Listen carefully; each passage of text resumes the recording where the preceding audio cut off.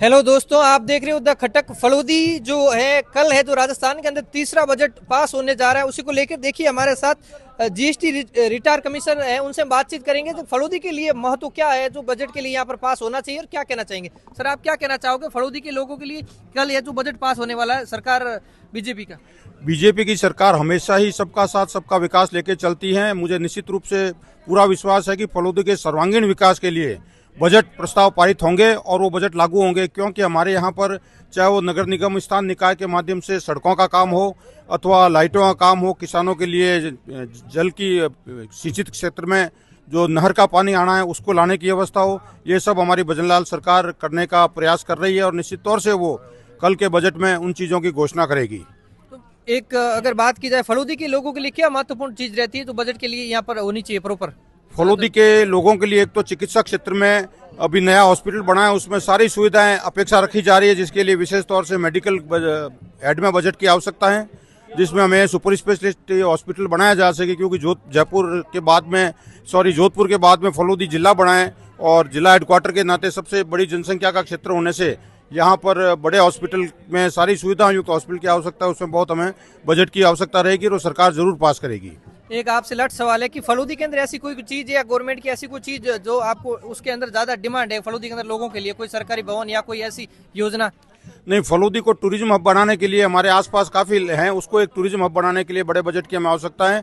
यहाँ पर कुर्जा क्षेत्र है, जहाँ पे कुर्जा आती है, खींचन के पास इधर बाबा रामदेव जी का मंदिर है, पाबू जी, अड़बू जी, इन सब के मंदिर हैं। इसको एक पूरा कॉरिडोर बनाने के लिए आवश्यकता है और शहर के सौंदर्यीकरण और विकास के लिए नगर परिषद की तरफ से हमें बहुत आवश्यकता है। बिल्कुल, बहुत बहुत शुक्रिया। देखिए हमारे साथ तमाम सारे लोग थे, बातचीत की, लेकिन जीएसटी कमिश्नर रिटायर है, इन्होंने बताया जो फलोदी के लिए देखते हैं क्या सरकार किस तरह से जो बजट पास करेगी। इनका कहना है कि सरकार है जो अपने स्तर पर पास करेगी बजट। तो पहले भी 2 बार बजट पास हुआ, उसी के अंदर तीसरी बार चलने वाला और शिक्षा का ये जो एक क्षेत्र भी है। और इसी तौर पर जो फलोदी के अंदर है जो कुर्जा जो किचन के अंदर है वो बहुत ही एक महत्व रखता है। पिछली बार देखा तो आपने कुर्जा महोत्सव के अंदर भी कुर्जा एक महोत्सव का आयोजित किया गया था, जहाँ तमाम सारे कलेक्टर वगैरह या प्रशासन बहुत मौजूद था। देखते हैं अब आगे सरकार क्या बजट पास करती है, किस तरह से। हेलो दोस्तों, नमस्कार। आज हम खड़े हैं फलोदी के अंदर, जब मार्केट में देखिए तमाम सारे लोग हैं। कल है जो तीसरा बजट, भजनलाल सरकार बनने के बाद तीसरा बजट है जो पास होने वाला, उसी को लेकर देखिए तमाम सारे लोग हैं, उनसे हम बातचीत करेंगे।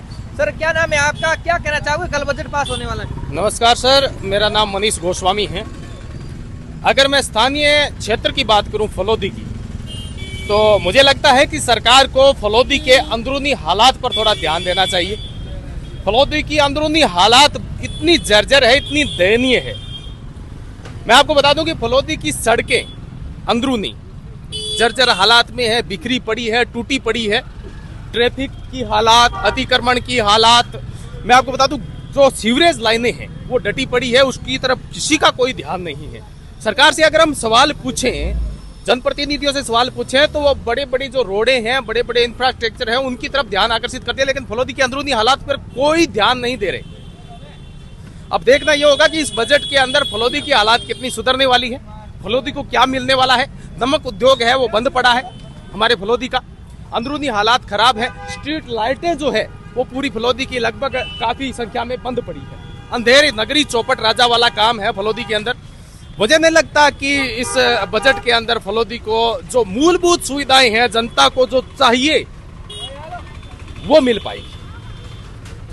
तो देखिए मनीष जी ने बताया जिस तरह से इस तरह की समस्या है फलोदी के अंदर, लाइट नहीं है, लाइट है तो मतलब अलग अलग जगहों से जिस तरह से नमक नहीं है यहाँ पर। खास तौर पर इन्होंने स्कूल का भी बताया। सर, स्कूल की क्या हालत है? स्कूलों की हालात मैं आपको बताऊं, फलोदी क्षेत्र के अंदर, फलोदी जिले के अंदर बहुत सारी तो ऐसी स्कूलें हैं जो पड़ुए के अंदर चल रही है। सर, छात्र है जो झोंपड़ी के अंदर पढ़ने के लिए मजबूर है, पेड़ों के नीचे पढ़ने के लिए मजबूर है। बहुत सारी ऐसी स्कूल है जो जर्जर हालात में है, उनकी रिपेयरिंग का पैसा शायद आता होगा लेकिन रिपेयरिंग नहीं हो रही है उनकी। तो ये कहाँ है, फलोदी के अंदर है? हाँ, फलोदी के आसपास के क्षेत्र में है। बहुत सारे ग्रामीण क्षेत्र हैं जहाँ पे ऐसी स्कूलें हैं जो जर्जर हालात में हैं। 20 वर्षों से वो बिल्डिंगें खड़ी हैं और जर्जर हालात में कभी भी गिर सकती है, बड़ा हादसा हो सकता है। तो इस तरफ सरकार का ध्यान जरूर जाए। मैं चाहूंगा कि फलोदी के जो जनप्रतिनिधि है इस तरफ ध्यान जरूर दें। देखिए जिस तरह से मनीष जी ने बताया तमाम सारी समस्या, और हमारे साथ यहाँ पर बुजुर्ग लोग भी बैठे, उनसे बातचीत करेंगे। सर, कल बजट पास होने वाला है, आप क्या कहना चाहोगे? हम कुछ नहीं बोलना चाहते। ये गवर्नमेंट कुछ नहीं कर सकती है। खाली भाषण दे सकते हैं सब, बाकी काम कुछ नहीं करते। इतना बड़ी महंगाई हो रही है, कोई गरीब आदमी के सामने देखता है? ये उनको बोलो। तो पहले भी 2 बार बजट पास हो चुका है, तो उसमें कोई फलोदी के लिए कुछ मिला है? फलोदी को कोई नहीं मिला है, कोई राहत ही नहीं मिली है, एक पैसे की राहत नहीं मिली है। अब आपकी क्या उम्मीद है कि इस बार सरकार को देगी? हमारी यही उम्मीद है कि वापस यही हालत होने वाली है जो पहले बजट में हुई है, वही, उससे फिर खराब ही आएगा बजट।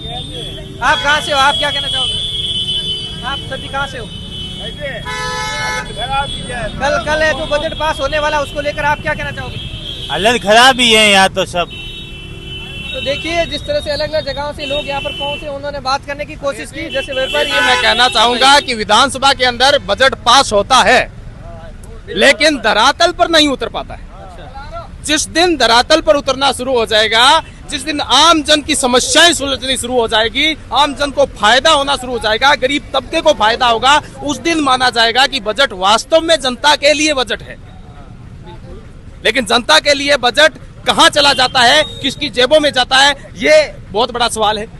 मैं फिर से बताना चाहूंगा कि फलोदी के अंदर लगातार 3 बार बीजेपी के विधायक को जिताया गया है, लेकिन फलोदी की अंदरूनी हालात कब सुधरेगी, ये एक बड़ा सवालिया निशान है।